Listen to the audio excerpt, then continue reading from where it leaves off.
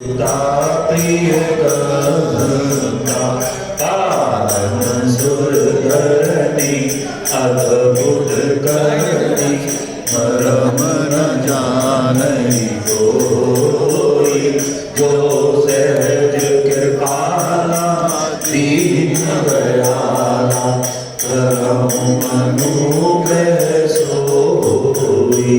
जय जय अविनाशी सब घटवासी व्यापक परमानंद अविगत गोतीतम चरित पुनीतम माया रहित मुकुंदा। रागी विरागी अति अनुरागी विगत मोह मुनि निशिवासर गाय गुण गण गाय जयति सच्चिदानंद। जय सृष्टि उपाय त्रिविध बनाए संग सहाय दूजा तो करम लगारी चित्त हमारी जानियमति न पूजा। जो भय भंजन मुनि मनरंजन रंजन विपति बरूता मन वच क्रम वाणी छाड़ी सयानी शरण सबर सुर जूता।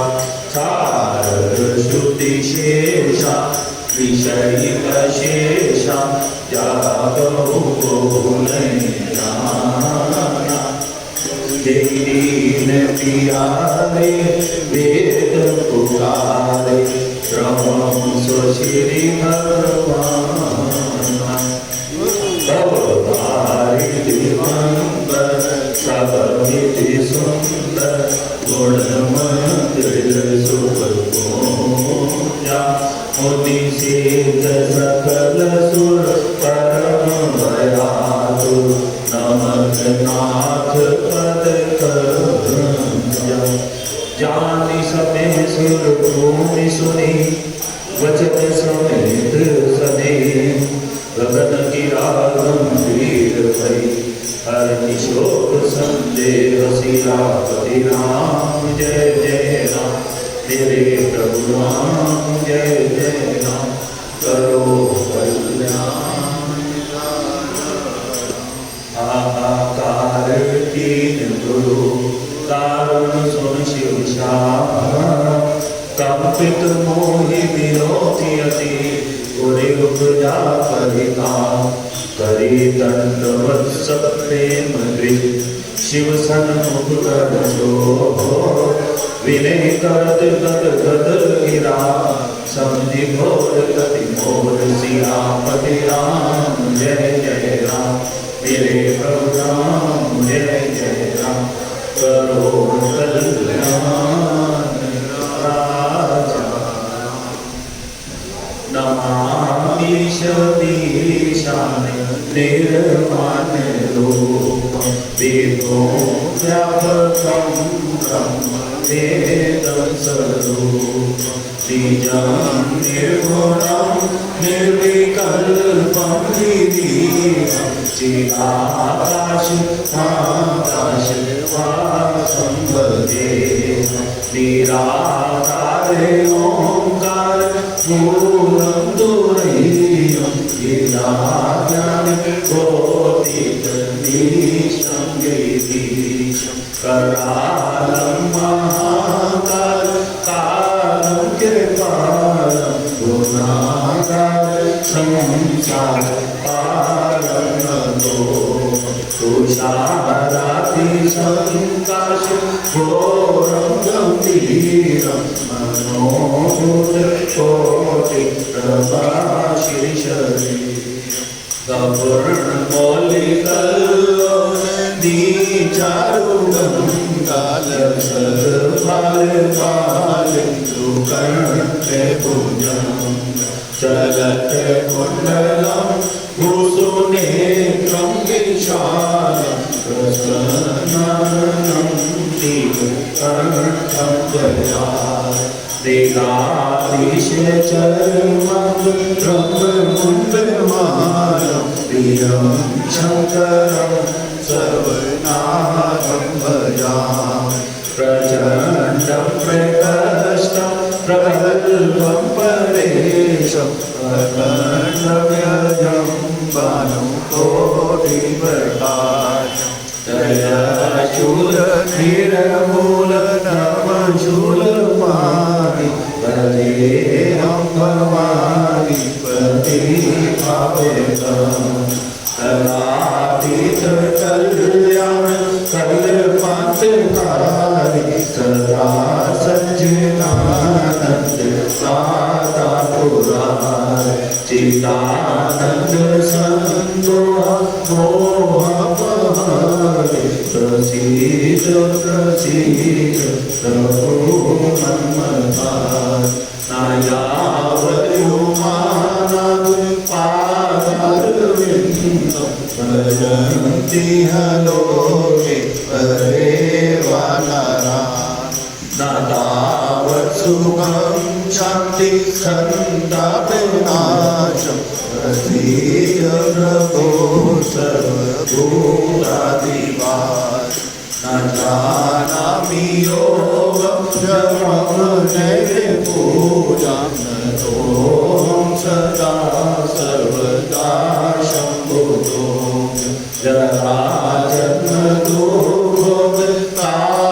जराजन्मदुःखोपतारप्यमानं प्रभो पाहियापं नमामि शम्भो प्रभो पाहियापं नमामि शम्भो रुद्राक्षपितं प्रोक्तं विद्वेहर्तोषे ये पठन्ति नराः तेषां शम्भुवस्तिते वरशंकर भगवान की जय तपमाया बस जीव जड़ संतत फिरे तेहि पर क्रोध न करिए प्रभु कृपा सिंधु भगवान सियापति राम जय जय राम मेरे प्रभु राम जय जय राम करो कल्याण राजा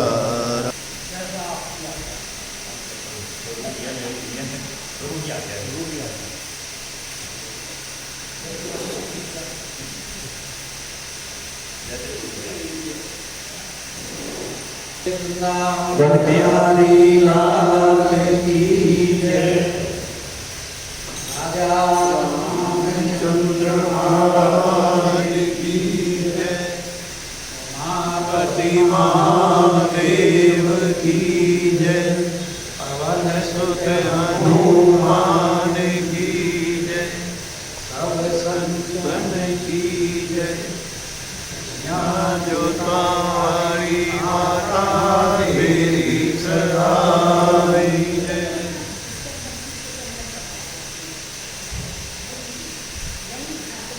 इसके कारण त्योहार नंबर 21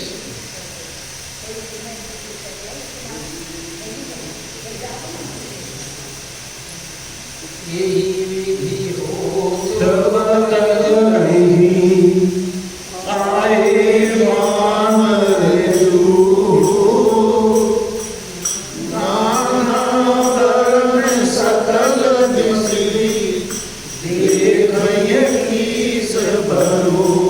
सियापति राम जय जय राम मेरे प्रभु राम जय जय राम।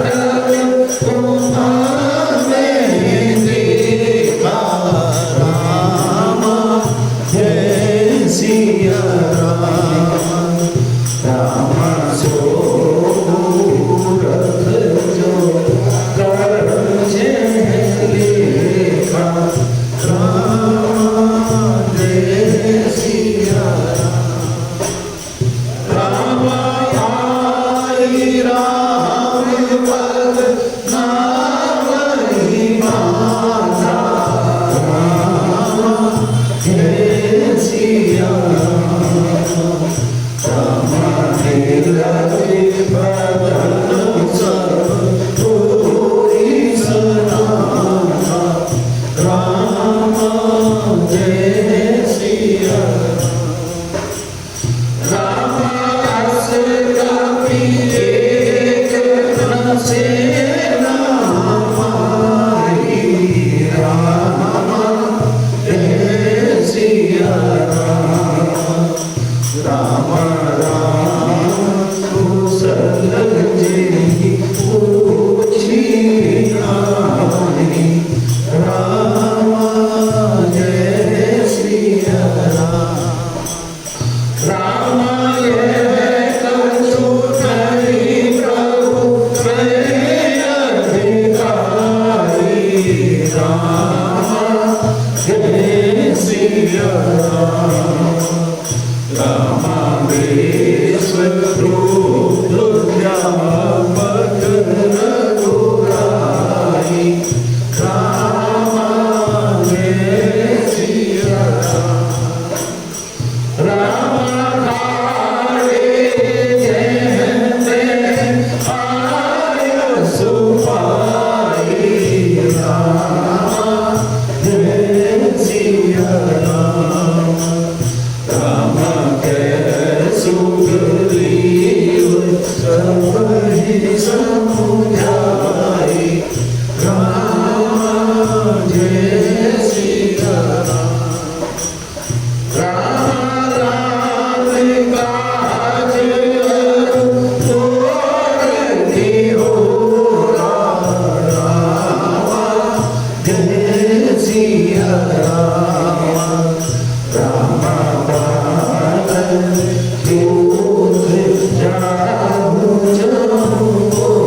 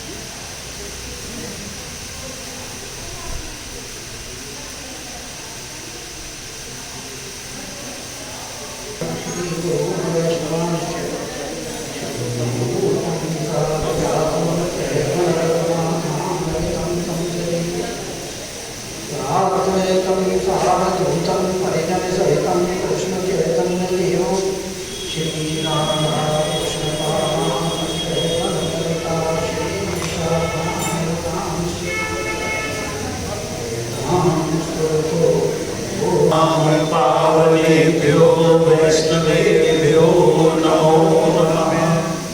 भक्ति भक्त भगवंत गुरु चतुर्नाम बपुए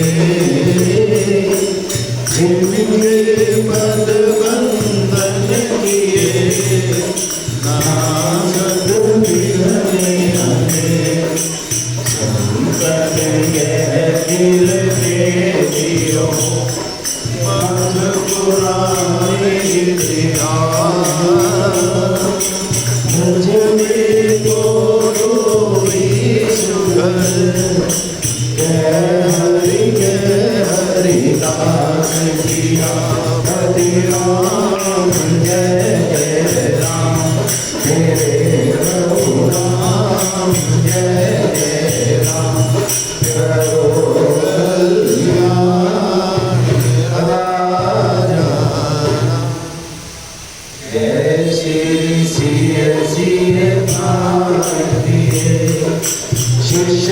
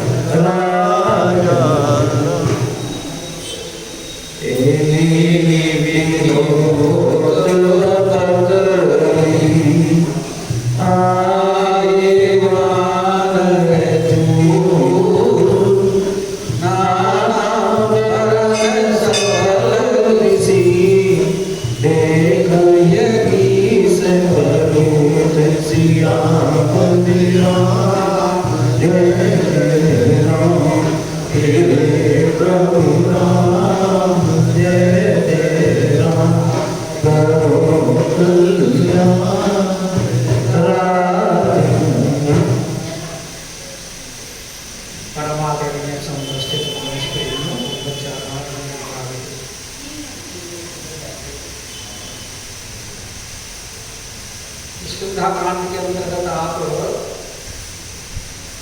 राघवेंद्र सरकार सुग्रीव की बातचीत यही बेटी होत बत गई होकर बातचीत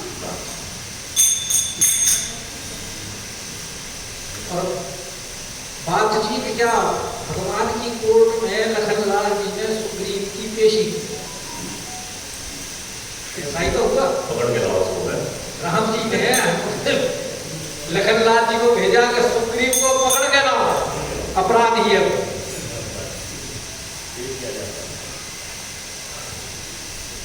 वायदा किया, वायदा करके निभाया नहीं। Contempt of court, contempt of court. वो कंटेम्प्ट ऑफ कोर्ट का हो या जो भी का हो उसे और ये जज बड़ा बुलाया है। कंटेम्प्ट ऑफ कोर्ट में तो सुना दी जाती है सजा कई बार माफी मांग के छूट जाते हैं, है जी, कारण पूछा जाता है, माफी मांग के छोड़ देते हैं। छोड़ देते हो। हाँ तो माफी तो इसने भी मांगी है।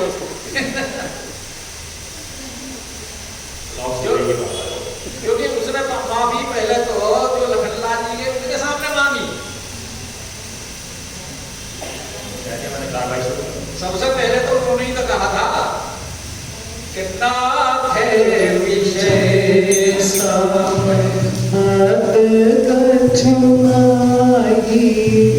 और मुनि मन भाई मेरे ऊपर तो चार्जेस लगाए गए हैं ये शब्द कि सुग्रीव स्तुति मोरी विसारी पावा राज घोष महाराज बिल्कुल ठीक है, लिखे सही, कोई गलत नहीं है, पर मैं क्या करूं, आपकी माया क्योंकि विषय इतने प्रबल होते हैं कि बड़े बड़े मुनियों के मन में भी क्षोभ उत्पन्न कर देते हैं।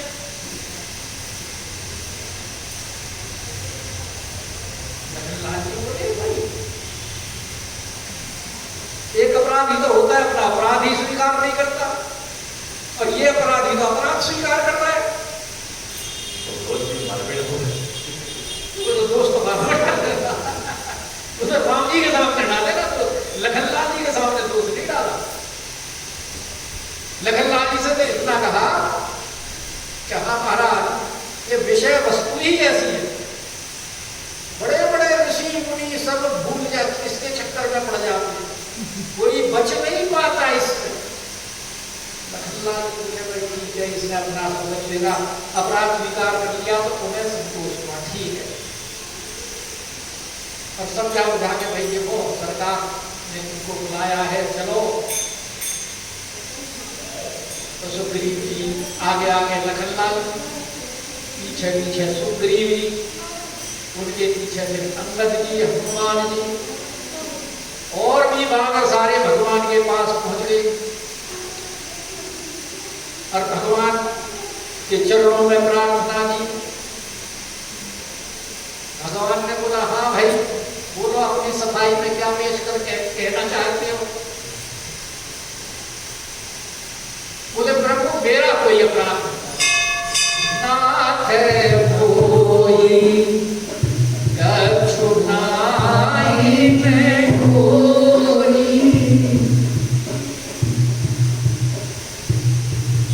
बोले अच्छी बात है, गलती भी करता है और अपनी गलती भी नहीं मानता। बोले हाँ प्रभु मेरा कोई अपराध नहीं है। क्यों नहीं है भाई तेरा अपराध? अच्छा एक बात बताओ,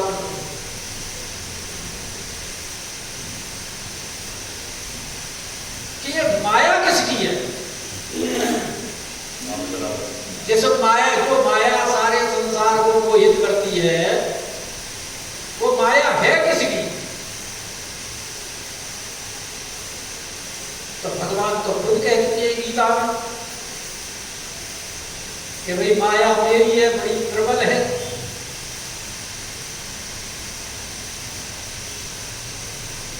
इससे कोई बच नहीं सकता।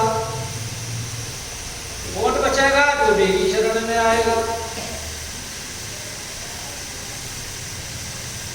वो क्या है वो श्लोक गीता का मैं भूल गया। मम माया दुरत्या, मेरी माया बड़ी प्रबल है, दुरत्या है। तो वो कह रहे हैं कि प्रभु अतिशय प्रबल देवता आपकी तो माया है ये, और आप स्वयं कहते हो कि इससे वही छूट सकता है जो मेरी शरण में आए। तो मैं तो प्रभु आपकी शरण में आया था, मैंने तो कहा था प्रभु ये मुझे कुछ नहीं चाहिए।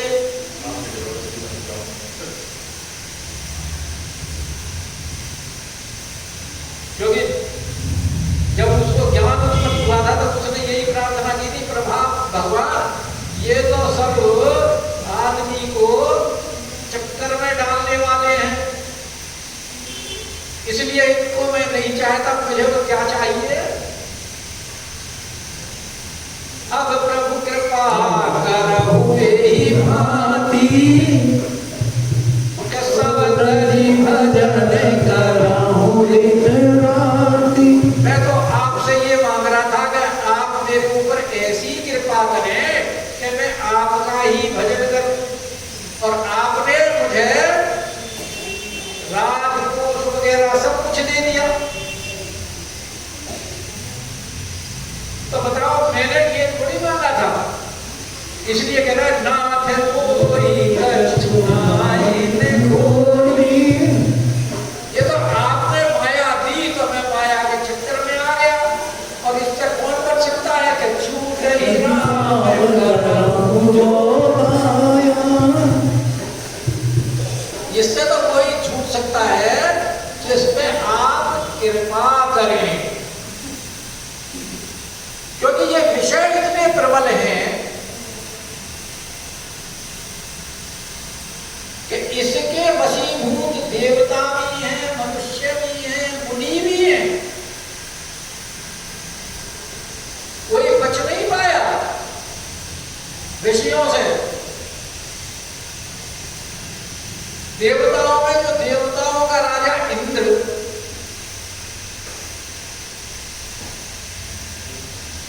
आपने अहिल्या प्रसिद्ध बालकांड में देखा ही है, सुना है। विषय के वशीभूति हुआ ना, और परिणाम क्या मिला उसको?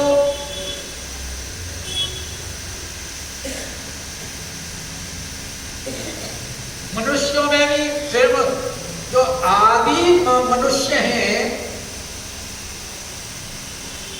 मनु जी महाराज, वो स्वयं स्वीकार करते हैं कि हो ही न विषय विकार, हवन बसत चौथ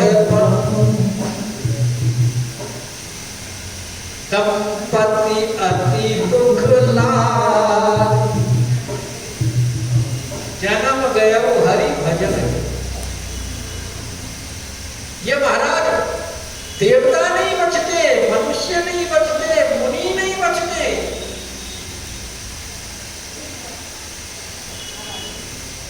विषय वश्य सुर नर मुनि स्वामी, विश्वामित्र जैसे मुनि दो बार चक्कर में आए। एक बार घृताची अप्सरा के चक्कर में, एक बार उर्वशी के चक्कर में, ये मेनका में, एक बार मेनका में, एक बार घृताची के चक्कर में आए। पराशर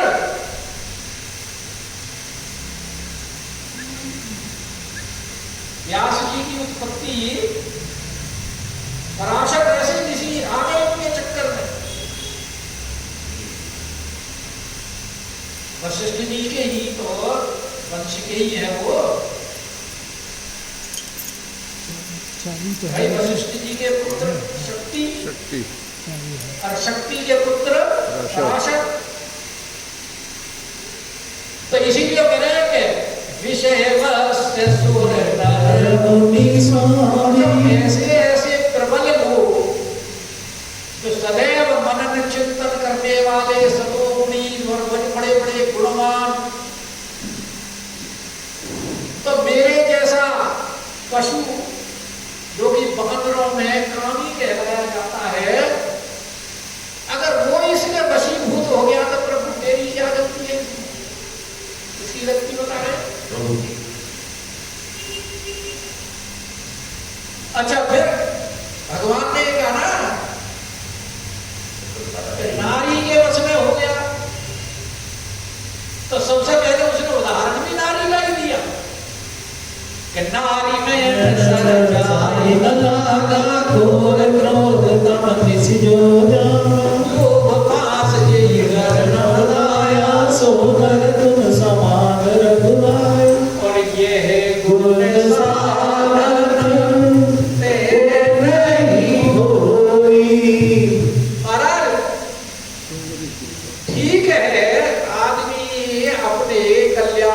है, नाना प्रकार के साधन करता है। ज्ञान मार्ग से करता है, योग मार्ग से करता है, भक्ति मार्ग से करता है।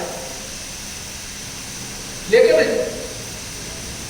साधन करने के बाद भी कोई जरूरी नहीं है कि वो माया से निवृत्त हो जाए, जब तक तुम्हारी कृपा। क्योंकि माया से छुटकारा पाना साधनों से नहीं होता। मतलब ये वस्तु साधन लब्ध नहीं है। क्या है ये? कृपा लब्ध है। जब तक तुम्हारी कृपा नहीं होगी तब तक जीव माया से छूट नहीं सकता। इसलिए कह रहे तुम्हारी कृपा कोई भगवान मुस्कुरा। भगवान बोले भाई बात तो ठीक है, और सबसे बड़ी बात ये है कि ये लाग लपेट नहीं कर रहा, सीधी सीधी बात अपना दोष स्वीकार कर रहा है, और उसमें ठीक है माया तो हमारी है, इसमें कोई गलत भी नहीं कह रहा। देवी वेशा गुरुमयी मम माया दुरत्यय। और भगवान को स्पष्ट वक्ता बड़ा प्रिय है।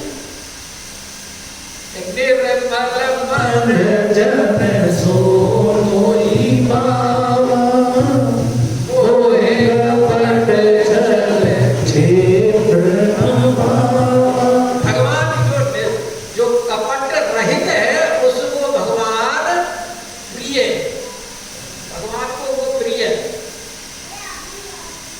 इसलिए भगवान मुस्कुराती है। तब रघुपति बोले मुस्कुराई।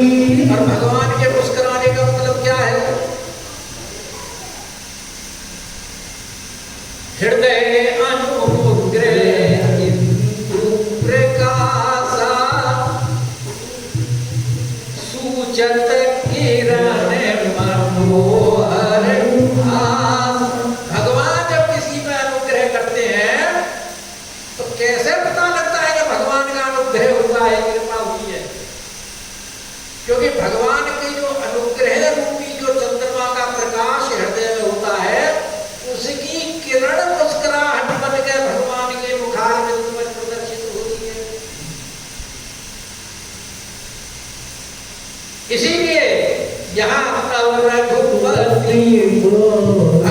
मुस्कुराती है। इसका मतलब भगवान बोले अरे भाई गरीब, हम तेरे से नाराज नहीं है। तू सोचता है कि भगवान ने हमारे ऊपर कृपा नहीं करी, हमने तो भगवान की सेवा मांगी थी और भगवान ने हमें विषय में बता दिया। ऐसी बात नहीं है, तुम्हारे ऊपर हमारी भी पूरी कृपा है। हाँ, क्यों कि तुम हमें भरत के समान किया हो।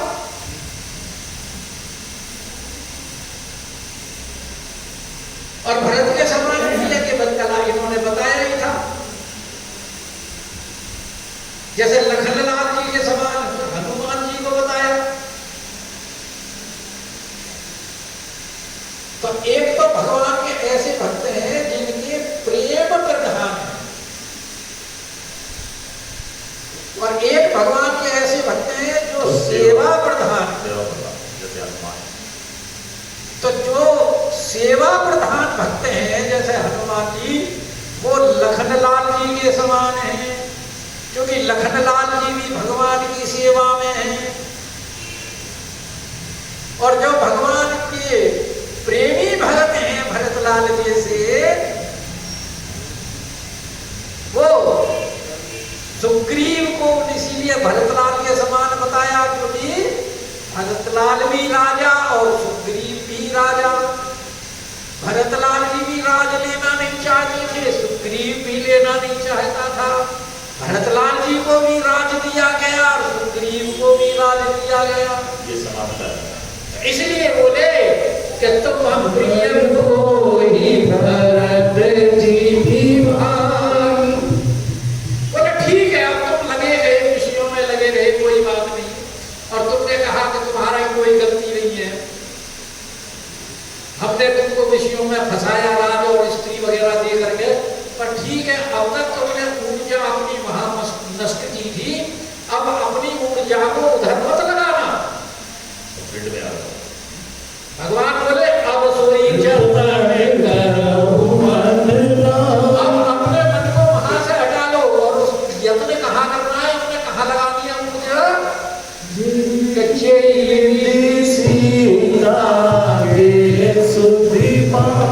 इस प्रकार सीता की सुधि मिले। क्योंकि तुमने तो ये कहा था ना कि मैं सीता को ला करके दूंगा, पर तुम्हें लाने की आवश्यकता नहीं है, क्योंकि मैं भी जानता हूं तुम्हारी जितनी सामर्थ्य।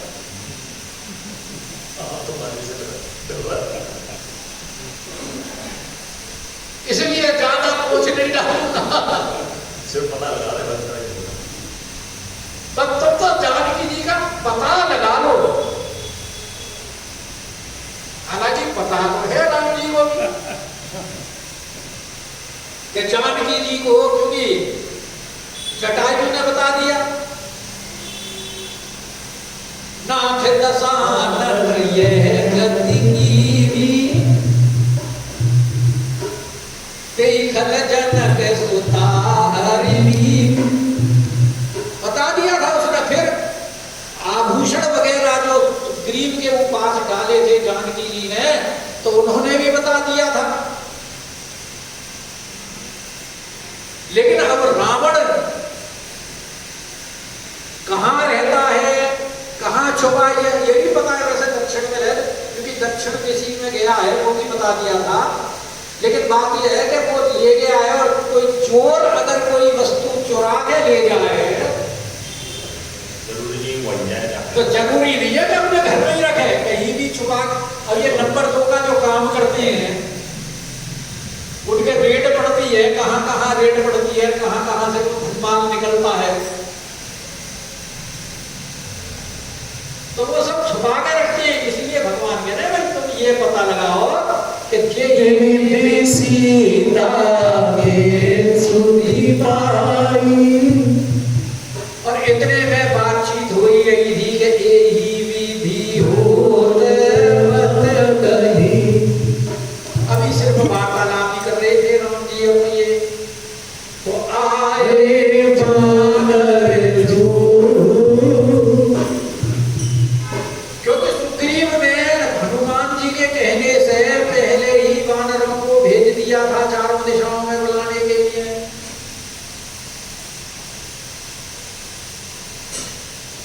भाई नवरात्रि जो आते हैं, आश्विन महीने में आते हैं, और जो 4 महीने चातुर्मास नहीं करते, वो लास्ट में कार्तिक मास का 1 महीना करते हैं, उसमें चातुर्मास के नियम की पूर्ति हो जाती है। और वो उनका प्रारंभ होता है विजयादशमी के बाद एकादशी से। थोड़ी ये संप्रदाय के लोग एकादशी से करते हैं, बाकी कुछ कार्तिक की प्रथमा से करते हैं। तो यहाँ हनुमान जी ने भी देखा कि सुग्रीव ने कोई काम नहीं किया है, तो एकादशी को पहुंच गए, क्योंकि अब तो रास्ते खुल गए और तुमने कुछ नहीं किया। तो उन्होंने एकादशी को सुग्रीव से मंत्रणा करके, सुग्रीव की समझ में आई भाई भूखा हमसे हुई है, और उन्होंने 4 दिशाओं में भेज दिए और 15 दिन का समय दिया उनको। और यहाँ उसके बाद राम जी ने भी देखा कि भाई ये तो पूर्णिमा भी निकल गई, कार्तिक मास भी प्रारंभ हो गया और अभी तक आए नहीं, तो 10वीं को लखनलाल जी को भेजा, और लखनलाल जी गए और उसी दिन लेकर के वहां आए राम जी के पास। तो 10वीं वाला दिन जो था वो पूरा हो रहा था, उस दिन 15 दिन की अवधि का, एकादशी से लगा करके। तो इतने यहाँ इनकी बातचीत हो रही है, इतने में क्योंकि 15 दिन की अवधि थी, तो वो सारे के सारे वानर चारों तरफ से आने शुरू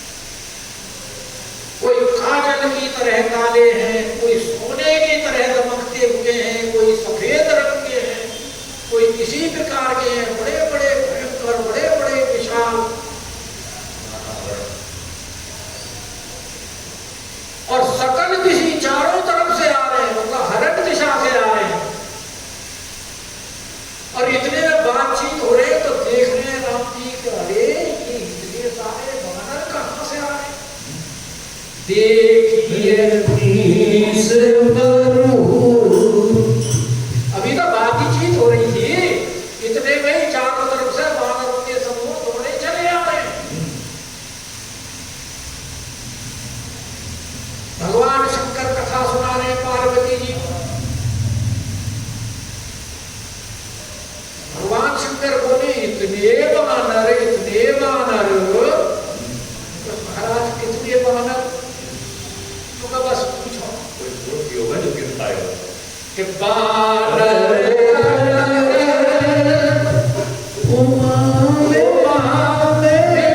देखा।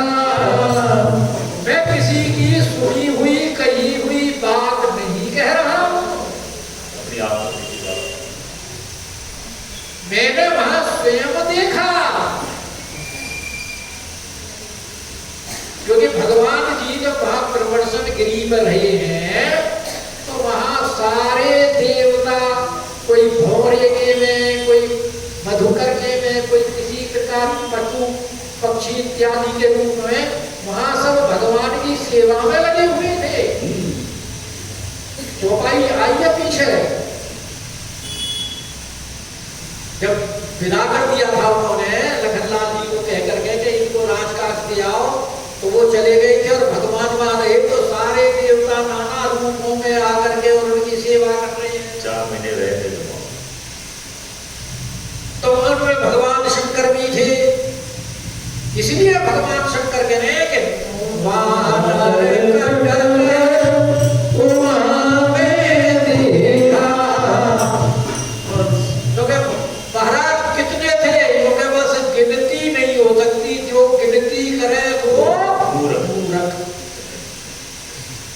के सूरख जो रण चलेगा। हालांकि आगे गिनती करी है कि पदम 18 जूथब बंधन, पर गिनती वहां भी नहीं हुई। लगभग है वो। नहीं, वहां उसने कहा है 18 पदम सेनापति। आपकी सेना कितनी होती बात है? अब जो सेनापति पदम है, अब एक सेनापति के अंदर जो यूथ है, यूथपति है ना, यूथप पदम 18 है तो यूथप है, यूथपति। अब एक यूथ कितना बड़ा है? 100 वानरों का यूथ है, 200 वानरों का है, 1000 वानरों का है। बटालियन कितनी बढ़िया बना। तो कितनी बड़ी बटालियन है, कुछ पता थोड़ी है। तो जब जिसके 18 पदम हो, यूथपति हो, तो वानर की सेना कितनी होगी? इसलिए भगवान के शंकर कह रहे हैं कि सूरख जो रण चलेगा। गिनती नहीं हो सकती भाई। तो आई बदनाम और सबने सब आकर के वहां इकट्ठे हो गए भगवान के चारों तरफ, और सबने भगवान के चरणों में आकर के प्रणाम किया। क्योंकि ये तो प्रतीक्षा कर रहे थे भगवान की। भाई जब ब्रह्मा आदि स्तुति करके गए थे और भगवान ने प्रकट होकर के और कहा था कि मैं अवतार लूंगा, तो ब्रह्मा जी ने सब देवताओं को आदेश दिया कि वानर और भालुओं के रूप में जाकर के सब उत्पन्न हो जाओ और भगवान के अवतार की प्रतीक्षा करो। तो ये तो सब प्रतीक्षा कर रहे थे कि भगवान कब अवतार ले और कब आए और कब हम सेवा करें भगवान की। इसलिए जैसे ही सेवा का उन्हें अवसर प्रदान हुआ, वो तुरंत के तुरंत सब आकर के भगवान के सामने आई राम और अब तक तो वो रावण इत्यादि के डर से अनाथ हो रहे थे और अब उनको अपना रक्षक मिल गया। तो जैसे ही भगवान के मुखारविंद के उन्होंने दर्शन किए कि मेरा मदन सब होई सनातन। सब अपने आप को अब सनातन समझने लगे। प्रभु आ गए हैं, अब हमारा दुख दूर हो गया। और भगवान ने भी सबके हाल चाल पूछे। एक ही बात। भाई इतने असंख्य वानर थे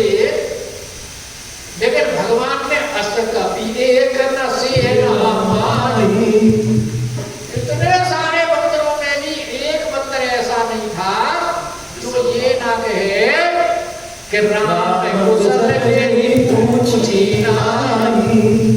कोई ये नहीं कह सकता कि भगवान ने हमारी कुशल नहीं पूछी। क्योंकि भगवान तो वैसे ही सर्वव्यापी है, सर्वात्मा है। उनके लिए ये कौन सी बड़ी बात। कितने भी रूप बना है। जब लौट करके आए तब भी तो अयोध्या वासियों से सबसे एक क्षण में अरे भाई रास मंडल में असंख्य गोपियां थी और भगवान सबके साथ नृत्य कर रहे हैं और कोई गोपी ये नहीं समझ रही कि मेरे साथ नहीं है उसके साथ। सब ये समझ नहीं है भगवान मेरे ही साथ है और किसी के साथ नहीं। यही तो भगवान की विशेषता है। इसलिए यहाँ भी राम कुशल तेरी पूछी नाही, कछु नहीं प्रभु अधिकारी। क्योंकि भगवान तो विराट स्वरूप है, सारा भगवान के अंदर ही समाहित है, विश्व रूप है। अर्जुन को दिखाया अपना भगवान का विराट स्वरूप, देख सारी प्रकृति मेरे ही अंदर तो है, तू कहां कह रहा है कि मैं किसको मारूंगा, ये तो पहले ही सब मरे हुए हैं। और देख रहा है भगवान के मुखारविंद में अंदर ऐसे वेग से जा रहे हैं, कोई दाढ़ से चिपक रहे हैं, कोई कुछ हो रहा है। क्योंकि सारी प्रकृति भगवान का ही तो स्वरूप है और भगवान सब में व्यापक है। इसीलिए तो भगवान ने कहा यो माम पश्यन्ति सर्वत्र और सर्वं च मयि पश्यति तेषाहं न प्रणश्यामि स च मे न प्रणश्यति। वो मेरे से छुपा हुआ नहीं है और मैं उससे छुपा हुआ नहीं। जो मुझ में सबको देखता है और सब में मुझको देखता है। क्योंकि भगवान कौन है? विश्व रूप व्यापक रघुराई। भगवान तो विश्व रूप है, तभी तो ईशावास्योपनिषद में कहा ईशावास्यमिदं सर्वम् यत् किंचित जगत्याम जगत। सब कुछ इस भगवान का ही स्वरूप है, भगवान से अलग कुछ है ही नहीं। और भगवान सबके हृदय में वैसे निवास करते हैं अंतर्यामी रूप से। तभी तो कहा था कि नटवर कटेव समय नचावत राम खगेश वेद हस गावत। भगवान सबको जैसा चाहे वैसा नचाते हैं, क्योंकि अंतर्यामी रूप में। और जितने भी थे, जब जो जहां जैसे खड़ा हुआ था वहीं भगवान उससे मिले। क्योंकि वहां इतने असंख्य वानर है, हिलने डुलने की जगह नहीं है। घूमना फिरना की तो बात छोड़ा, हिलने डुलने की जगह नहीं है। इसलिए ठाड़े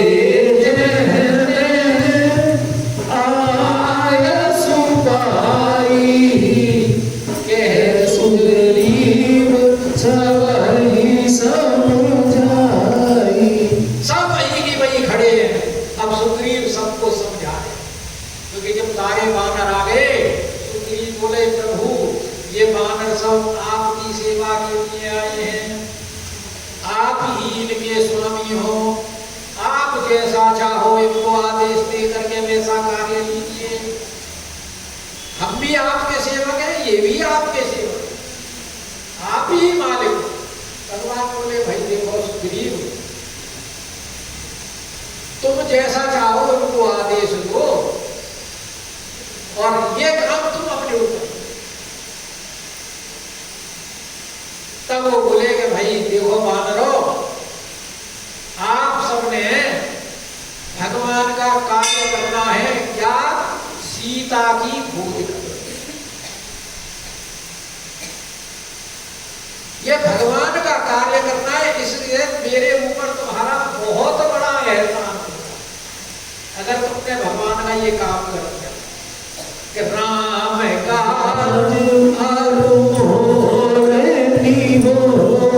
क्योंकि भगवान चाहते थे कि सीता का पता लगे, मरी है, जिंदी है, कहाँ नहीं है, रावण ने उसको कहाँ छिपा करके रखा हुआ है, तो ये तो बिना खोज करके पता लगेगा नहीं। इसलिए वो सबसे बोले कि भाई राम जी का कार्य तुमने सीता की खोज कर दी है, उनका पता लगा करके देना है, और अगर तुमने ये राम जी का कार्य कर दिया तो तुम्हारा मेरे ऊपर बहुत बड़ा एहसान होगा, क्योंकि राम जी ने हमारा काम पहले ही कर दिया है और हम तो बाद में ही राम जी का काम कर रहे हैं। तो जिसने हमारे ऊपर पहले एहसान कर दिया हो उसका एहसान उतारना तो हमारा फर्ज पर कर्तव्य बनता है, और अगर फिर भी ना करें तो फिर हम दोषी पाए जाएंगे। इसलिए कह रहे हैं कि पहले राम जी का काम, राम मेरे ऊपर एहसान करो, ये आपसे अनुरोध है। और अब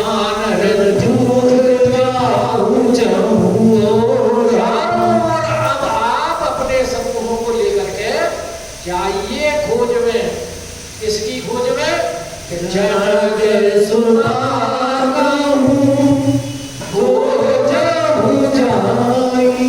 किसको खोजना है? राम जी की भार्या।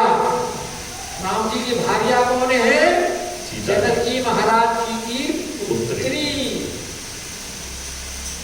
उनको खोजना है।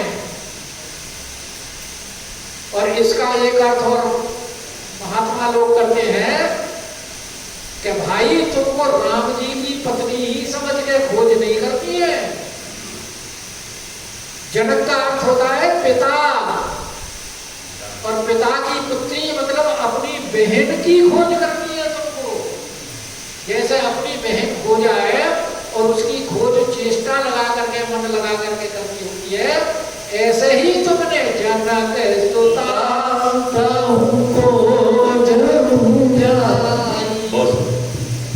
और मास दिवस में आए, और भैया आना कितने दिन में? मास दिवस। मास दिवस का मतलब 30 दिन। पर इसका भी महात्मा लोग अलग अलग अर्थ करते हैं। वो कहते हैं भाई 4 प्रकार के सेवक होते हैं, उत्तम, मध्यम, नीच और लघु। तो मास का अर्थ कहते हैं साल में कितने महीने होते हैं? 12। जो 12 दिन में खोज करके ले आए वो तो उत्तम। और दिवस कितने होते हैं सप्ताह में? 7। तो 12 और 7 जो 19 दिन में खोज करके ले आए वो मध्यम। और जो 30 दिन में खोज कर लाए वो नीच, और जो 30 दिन में भी खोज नहीं कर सके वो। तो कह रहे मास दिवस में आए, इसीलिए कह रहे हैं भाई तुम अपनी बहन की तरह ही खोज करना, मास दिवस में आ जाना। और अवधि बेटी जो और जो अवधि बेट करके आएगा और खबर भी नहीं लाएगा, यानी 30 दिन बाद आएगा,